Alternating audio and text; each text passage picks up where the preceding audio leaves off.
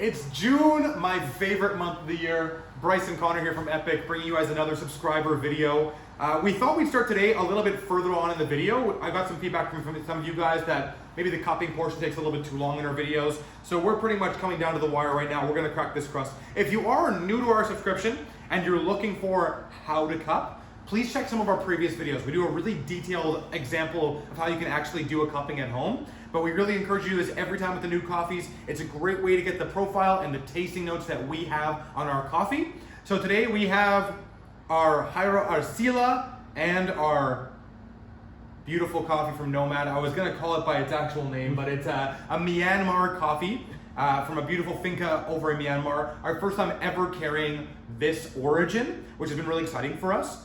And so I thought we'd dive right into it. So we're about a minute out in our cupping, but once again, please check our previous videos out to see how cupping works. The Hyra Arsila, our coffee this month, and both coffees actually are a bit more traditional. Last month in May, we had a wild Pacamara from Las Margaritas. We had a really interesting coffee from Papua New Guinea. We thought we'd go a bit more traditional this month to give you something a bit more of a home base to go off.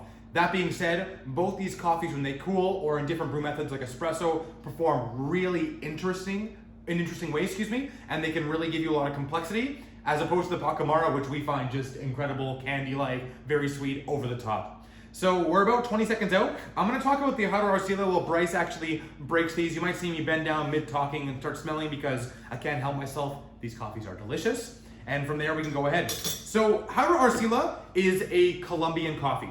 So the gentleman who grew this coffee is actually the father of the two gentlemen that started CoffeeNet. So CoffeeNet is a unbelievable exporter of coffee in Colombia. They have really revolutionized the koji method, which is essentially adding a yeast on top of all the coffee that's being dried that gives it these wild, funky flavors. If you've been along with our journey with us exploring coffee around the world, you might have seen that we brought in some koji process from our friends in Luminous Coffee in Las Vegas. The koji stuff is wild. And you know what? Anything that comes from the Arsila family is always that little bit extra, which we really enjoy. This coffee was grown at 1,500 meters above sea level and is a pink Bourbon varietal. So pink Bourbon is a really interesting varietal. Bryce and I actually love Bourbon coffees because they're incredibly silky, they're really just delicious overall. I really like the mouthfeel always with the Bourbons. And especially in Colombia, this pink Bourbon is an interesting hybrid. So what they've done is they've added a Catimor to it. Catimor is a varietal that started in Brazil in the 1960s, and it contains a little bit of Robusta.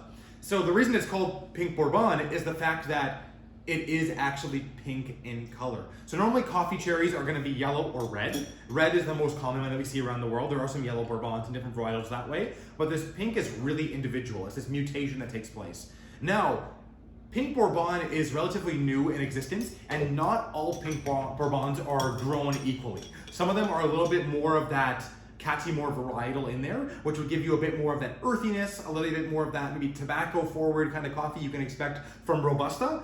But this one is one of the ones that has been done exceptionally well. This farmer got his first farm in 1987. He owns 5 farms now. And this one, it comes from Villarreal, which is a really interesting region in southern Colombia.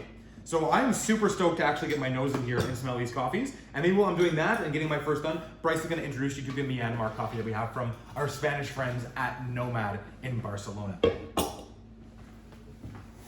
So this Myanmar coffee is, like Connor said, more in the traditional vein of flavor profile, but it is drastically different than what you're going to be used to still. It is very much so in the tea range of coffee flavors, which is very interesting and a little bit different from what we've had, because normally there's a very fruity aspect to offset that. Right. Whereas this one is very tea-like. And we'll get more into that once we start breaking down this coffee, but this is a red honey processed coffee from Myanmar. And it's also a Katui. Oh, is it really? Yes, I should have read more about that stuff there. It is grown at an extremely low elevation compared to other coffees that we would bring in. Typically, we're bringing coffees from anywhere 1,600 meters above sea level, anywhere to 20 meters or 2,000. 2,000. Wow, words.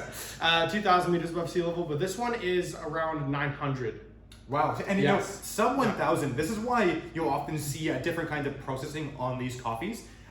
Because you have to bring out more flavors. So I'll do a brief explanation on why elevation matters. So when you're growing coffee at higher elevations, there's going to be larger temperature fluctuation that takes place just naturally from the elevation that's there. When plants are put under a stressful environment like temperature fluctuation, they can produce more sugars, but a little bit less yield per plant. This is generally where you see the coffees that Epoch carries. We're generally pursuing the best coffee in the world, the most interesting coffees in the world, and they're generally growing at this higher elevation. Now, in the last 2 months, we've explored 2 new origins with you guys, the Papua New Guinea and the Myanmar. Both were at a much lower elevation. This is very common in Southeast Asia, and this is something that we want to start highlighting more. The world of coffee doesn't just stop with South America and Africa. We want to really explore the entire world and see the amazing work that's being done by producers over in Asia.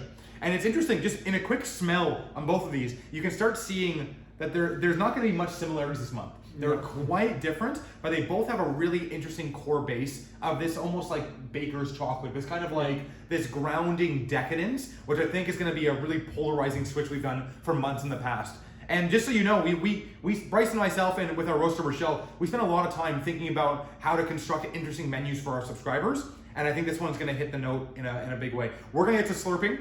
And of course, you saw that both Bryce and I, we cracked that little bit there. We've smelled the dry and the wet aromas to really get this whole flavor profile. A lot of taste is aroma. So I encourage you to smell, smell, and smell. And a cool thing as well is that as time goes by in the month, you'll notice the smell will change a little bit. As the coffee has a chance to naturally degas, you'll get a bit more of that. This coffee was roasted incredibly fresh. The Hyro Oscilla, that's the one I'm pointing at right here, the one roasted by Epoch. It was roasted on Monday this week, so you guys delivered it on Wednesday. It's gonna be a very, very fresh one. Watch how this coffee changes. By the 3rd week, you're gonna be getting a lot more of beautiful tea notes. You're gonna get a lot more of the blackberry jam, a lot more apricot. It's gonna be a lot of fun for you guys. Where the Myanmar, I think it performs exceptionally well in espresso, even though it is a filter. Yep. But this is where I think the CO2 release from that aging process will be there. So we're gonna get right into here. You see that we're still doing our cupping protocol here, of course. So you wanna basically line up your spoon to the side there, just submerge near the top, and we'll start with the Hyro Oscilla.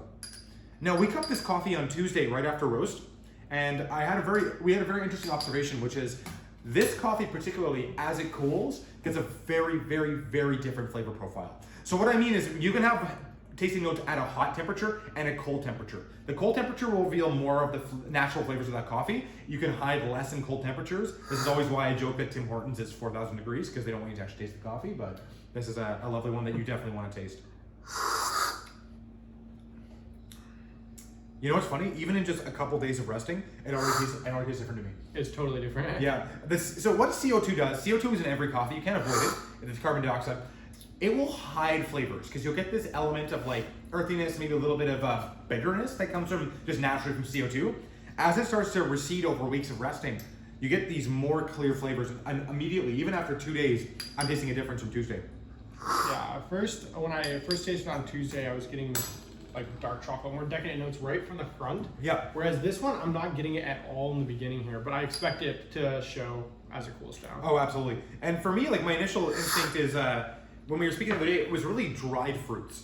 Yes. So we put apricot as a tasting note on this coffee, and it really is, thanks Bryce, it really is a dried apricot. If you go to Bulk Bar and you got those little dried apricots, this is kind of where my taste profile gets, as well as a little bit of dryness that I get from a dried fruit. So there is like a little bit of mouthfeel that I get from that. It's interesting, in the cupping I get that dryness. When I brewed this coffee in V60, which we will do in a little bit, the dryness kind of goes away. Yeah. Mm. So mouthfeel for me, it's quite light. It still has a nice initial acidity, lends itself to a nice finish in the bitterness side. Mm-hmm. So what we're talking about there is the acidity is going to happen in front of your mouth. It's going to settle in the back with a little bit of bitter.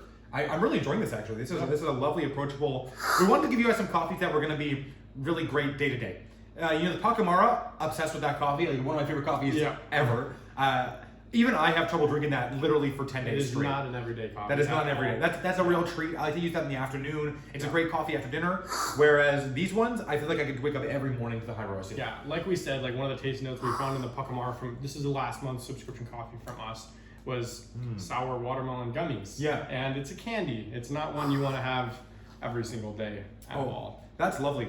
And so with these coffees from Oscilla, this is an anaerobic process.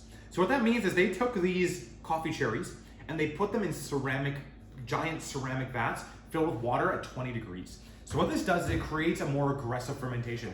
Anaerobic, the word, essentially means fermentation, but it means fermentation without oxygen. So when you're drying a normal natural coffee, they're placed on raised beds or on patios, and they'll be dried. The fermentation takes place just from how they dry and how the sugars respond to the sunlight. Whereas when you put them in an anaerobic environment, there's going to be a more aggressive fermentation. Now, there's a reason that anaerobic coffees are more expensive. This is a risk. This is a risk for a farmer to take. To do an anaerobic process, to do it, first off, takes a lot of infrastructure, takes a lot of ability and agriculture. And then if you can mess this up very quickly, and this is where, we see a lot more in Colombia, Brazil, where places where they have more coffee infrastructure in general to take these risks, where I don't think I've ever seen an anaerobic from Kenya, as an example. There's some origins that just don't do anaerobics. Now we're seeing that change as the demand for more funky coffees is being present around the world. And personally, I find it very exciting. Anaerobic can do a lot for farmers at low elevations as well. What's the process on this one here? It's red honey. Yeah, so it's nothing anaerobically processed in that one, but we have had coffees in the past from a lower elevation. The Indonesian coffee that was in the subscription program a couple months back, since February, was the ACES program, and that works with farmers at lower elevations to make their coffee worth more. So, and I think Bryce just nailed a really important thing though, which is processing styles like this can allow farmers to make more money. Yeah. And that to me is a huge part of how we can impact the coffee industry, and it's what really excites me as well. Yeah. I'm gonna get right to the Myanmar, man. I'm excited to get this in there. It's so different than what we would normally go for. Drastically, yeah. Yeah, and this is what I think is so fun about the subscription program is that we are challenging ourselves to get these different coffees out there. Yeah, you're not the only ones trying different ones. We also push ourselves. It's so funny. They've given us 3 tasting notes, and we discussed this at length. We've cut this a few times now. Yeah. The main one that I think both Bryce and I taste is it's a lemongrass green tea, and that's one that we across the board we're saying this tastes like green tea, tastes like lemongrass. The other tasting notes are muscovado sugar, and what's the last one again? It's there's cinnamon as well, but I just noticed that recently there was brioche, which is a bizarre tasting note. And where I get the brioche from is stone fruit too. Stone fruit, yeah. The brioche though, I get this like a vegetal kind of tomatoey, peppery, more pepper, like green pepper kind of taste, which I think is a really, really common in coffee, but very exciting to see and taste in a Myanmar coffee. And even the drying aftertaste of like a green tea, you Definitely. still get the light citrus. Like I get the lemongrass big time, but the muscovado sugar I'm not getting quite as much, but we did find it very heavily when we pulled espresso. This coffee went from being like very earthy to incredibly sweet when we add the pressurized brew method of espresso.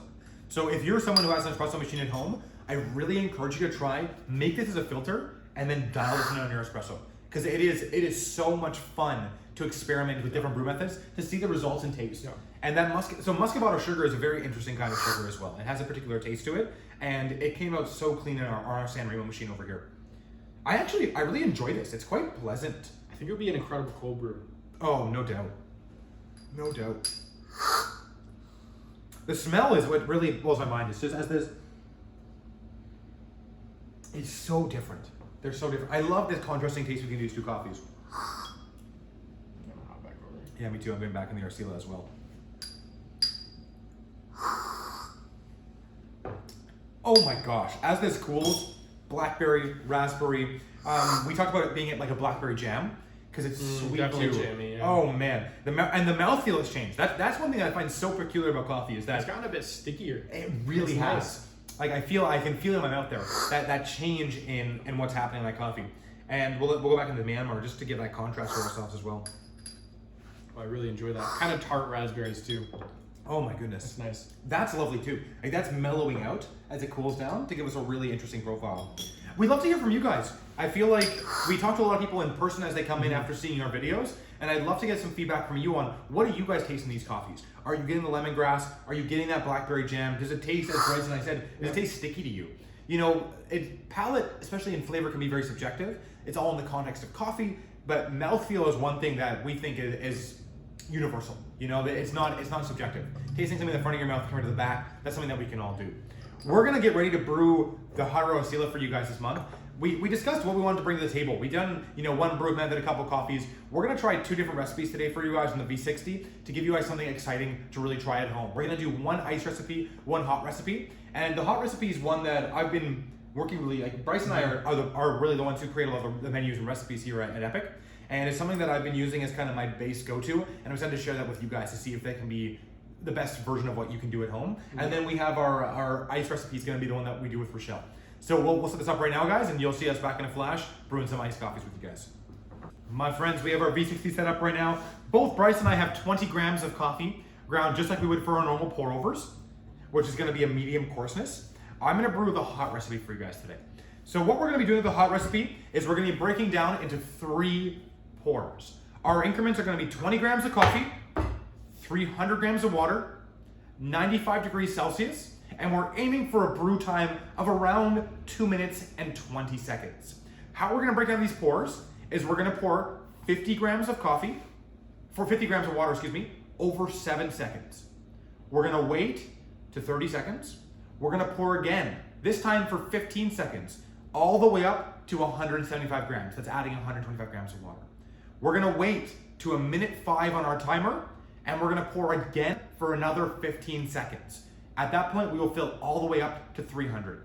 How I'm pouring is my first pour, my bloom pour, the 50 grams, is going to be desaturating all the coffee in a circular motion. I'm going to let that sit for the 30 seconds. Over the 15 seconds, at about 3 inches above my bed of water, I'm going to pour circular for 75 grams and directional in the center for 50 grams, that 125. That will give us 175 grams total. At the 105 mark, I'll do the exact same pour. Now, I have one little addition here. At 1 minute 35, you're going to see me swirl this coffee. I'm going to swirl it to really give us that nice bed that I'm looking for, even extraction, and then I'm going to let that drip down. What I find with this recipe is it gives a beautiful body to the coffee. It does not over extract it. It's going to give you nice body, nice finish, nice sweetness, and it's a really easy place to start for a lot of recipes. From here, Bryce and I might make some tweaks in any direction, be it higher dose, higher water, lower temperature, whatever we might do from there. But this is a great starting point for a brew. And we will have this in the description belowhand, what this recipe is. So, go ahead, please. Yeah, so I am going to be doing the ice recipe. This is actually Rochelle's recipe. We always like to refer to her here as the ice queen. She always ends up making ice pour overs. So this is her recipe. This is going to be 320 grams of water total, but it's going to be split into half water weight, half ice. So 160 grams of ice are in this carafe. We're going to be adding 160 grams of water in the top over the 20 grams of coffee that we have. We're going to use 92 degrees Celsius. And we're going to break the pour of 160 grams into 4 separate pours. So there are going to be 4 pours of 40 grams. That's right. Perfect. Are you doing circular pours? I am doing circular pours. Yeah. And you might see that how Bryce is brewing is a little bit slower than how I'm pouring. At first pour, I'm doing that 50 grams in 7 seconds. It's pretty quick. Nice speed. This is why the gooseneck kettles matter, because we can have this kind of control when we're actually brewing. So I'll go ahead and do my first. So what I'm looking at doing here, 50 grams, 7 seconds. Starting my timer. About 3 inches, 2 inches, 3 inches above. 5, 6, and 7. 50 grams. I might have done this before. And Bryce will start with his 40 grams. Now, I'm waiting now for my bloom to be 30 seconds. At the 30-second mark on my timer, I am going to brew for 15 seconds. I'm going to pour for 15. This smells incredible, by the way. Yeah, it does. I'm just like, I can't even believe this. It sounds so good. So here's the 30-second mark. And I'm going to pour a little bit higher. Rotation for 75 grams. Pouring a little bit slower of a flow rate here. So I'm already at 7 seconds and about 100 grams of water. I'm going to speed up a little bit here. And I'm going to pour directionally. 3, 4, and that's beautiful. 175 on the dot.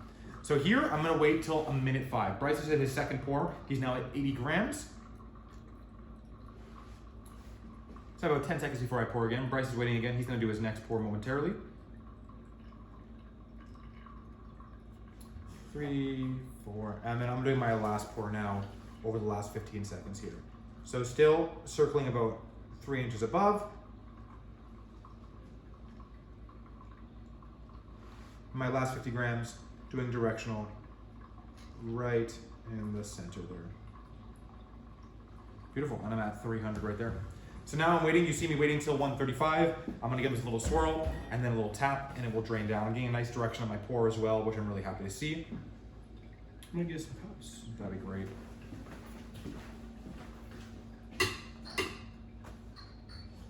And now the real question is, will this actually be done at 220? And what I mean by finishing at 220, this is where you really are calibrating your grinder. So if you say you did this exact same recipe as me, but it comes out at 3.5 minutes, or it comes out at 1:40, we have to adjust our grind from there to be coarser or finer to give us the result we're looking for. That end time, we can get there in numerous different ways. And this is something that I've been teaching my team a lot. So here I ended it a little bit quick. It's at 2 minutes and 10 seconds when I'm putting my last couple drops here. So what I would normally do here is I might go half a click finer. If you're using a Comandante, I might go from being at a 24 to a 23. And that would give me the drawdown time that I'm looking for.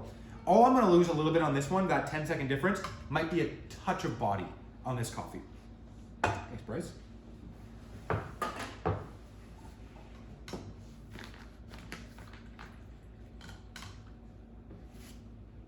Why don't we start with the cold one? I'm gonna let the hot one cool down just a little bit.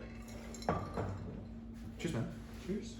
This is a great, fun recipe, guys. The ice pour over is a really approachable way to make coffee in the summertime. For me, honestly, it tastes better than cold brew. Ice pour over. So are really I prefer ice pour overs. This coffee tastes amazing. It tastes like, No bitterness at all. oh my gosh. It's sweet, it's smooth. Still has that sticky mouthfeel a little bit. Oh my Even gosh, when that's cool. good. I get more of the stone fruit rather than I do berry too. on this one. I do now. as well. Yeah. Yeah. It's citrusy, is what it Big is. time. Yeah. Yeah, it's really, really nice. It's slightly unbalanced, as typically most anaerobic coffees are, but definitely still very enjoyable. Oh my gosh, that's good. Well, I could live inside of that. I can just drink that all day. Definitely. Mm. This would be a great coffee to use with the berry pour over. Oh yeah. So what Bryce is referring to? Yeah, thank you. The berry glass is great. I was inspired by some stuff online where I realized that instead of using ice cubes, we could use frozen fruit. So what we've done now in our brew bar here is we're offering a berry blast pour over. So if you want, instead of ice here, we'll put a mixed berry fruit in the bottom, which is all frozen, and brew the same way. So 160 grams of fruit there on the bottom, brew on top just like we just did. Holy crap, it's good. It's so good. And man, let's move on to the hot ones right here. I'm excited. I personally, man, this has been my go-to recipe. You know, Bryce and I, you should see my brew bar at home and same with Bryce's. I think I have 36 brewers now, man. Like, it's getting offensive. Like, Got me by a few. I have 4 shelves just filled with brewers now. So every day it's a fun adventure at the Conway household to decide how we're actually going to brew our coffee.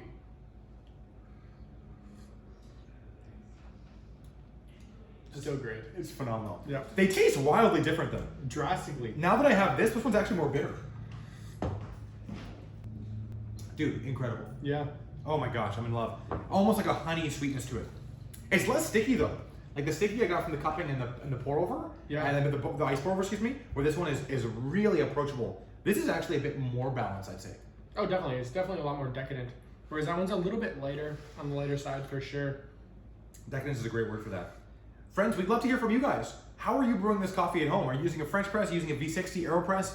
Let's chat, because Bryce and I, we did not just stop here. We've been brewing this coffee every single way we can. It is so much fun to brew Generosimas coffee from Colombia. And the Myanmar, like I said, if you have an espresso machine, treat yourself to a sweet, sweet coffee. You will not believe the difference in taste.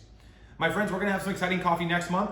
We are bringing back a roaster, one that has been a favorite of ours. We can't stay away from our friends in Italy, Gardelli. So we're gonna have some next level coffee for you guys next month. We actually just received our next 5-month subscription coffee. We cut them this morning, actually. Ooh. I am really proud to spice some beautiful coffees for you guys. I won't tell you the order of what's coming up next. We haven't actually, I'll be honest, I haven't decided what I'm gonna release next month with the Gardelli pairing. I like to do them in collaboration. But we have 3 Ecuadorian coffees. First time Epic's ever carried Ecuador, and they're tasting ridiculous. And we can also say that they're all from Forward Coffee. Yes, our friend Cole Terode, our amazing friend and partner, they're actually, our entire lineup is now from Forward. Yep. And you know, I think amazing. that we're trying to progress the industry forward, and so is he. And this is where I think we really align with how he sources coffee. Let's keep chatting, guys. Let's come on in to our open hours, of course. We are open 12 to 5 in Moncton, and we are at Thursday through Sunday, excuse me. And we are also open in St. John now. We have a little espresso bar there, an express coffee service down on Water Street in the Area 506 container. Go see our amazing friend Sam Fournette. He has been an incredible manager down there, leading our new team in St. John.